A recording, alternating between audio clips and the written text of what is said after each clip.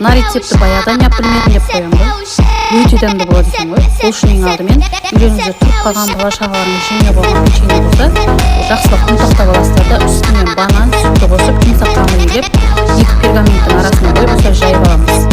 Креміне кез келген крем бола береді. Бұл жерде менде крем-чиз болды, творожный сыр, сахарный пудра и сливки. Жақсылап араластырып, осылай рулеттің ортасына осылай жағып шығамыз.